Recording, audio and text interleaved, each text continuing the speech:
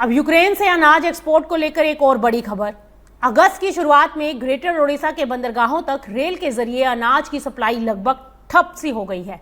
1 से 6 अगस्त के बीच यूक्रेन ने समुद्र के रास्ते सिर्फ 40,000 टन के आसपास जो है अनाज का एक्सपोर्ट किया है, जो जुलाई की समान अवधि के मुकाबले 84% से ज्यादा कम है। कुल एग्रीकल्चर एक्सपोर्ट की बात करें तो इस दौरान करीब 3,13,000 टन माल बाहर गया, जबकि जुलाई की शुरुआत में यह आंकड़ा 7,85,000 टन था।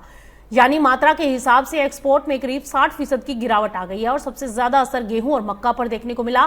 यूक्रेन ने इस दौरान सिर्फ 93,20,000 टन गेहूं एक्सपोर्ट किया, जबकि जुलाई की शुरुआत में 2,95,000 टन था। वहीं मक्के का एक्सपोर्ट भी सिर्फ 33,500 टन रहा, जबकि एक महीने पहले ये 2,94,000 था।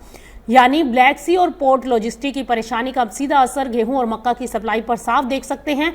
और दिलचस्प बात तो यह है कि एक्सपोर्ट की मात्रा भी घट रही है और वो 60% से ज्यादा लुढ़क गई, लेकिन निर्यात से होने वाली कमाई करीब 38% ही कम हुई। इसकी वजह है एक्सपोर्ट का बदलता पैटर्न। गेहूं और मक्का जैसे बल्क ग्रेन्स की हिस्सेदारी घट गई, जबकि तेल, सरसों और प्रोसेस्ड प्रोडक्ट्स की हिस्सेदारी बढ़ गई, जिसकी प्रति टन कीमत ज्यादा होती है। इस दौरान यूक्रेन से 27,000 के आसपास जो है 28,000 के लगभग सरसों का निर्यात हुआ, जबकि सोया मील का एक्सपोर्ट भी पिछले साल की समान अवधि से बढ़कर 25,000 के आसपास रहा।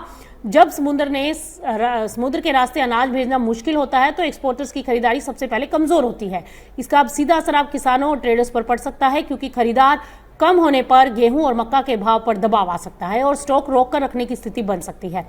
यानी कि आने वाले दिनों में यूक्रेन के गेहूं मक्का बाजार के लिए सबसे बड़ा सवाल अब फसल नहीं बल्कि पोर्ट और रेल लॉजिस्टिक रहेगा। अगर सप्लाई लाइन जल्दी सामान्य नहीं हुई तो ग्लोबल ग्रेन मार्केट पर भी आप इसका असर आने वाले दिनों में देख सकते हैं।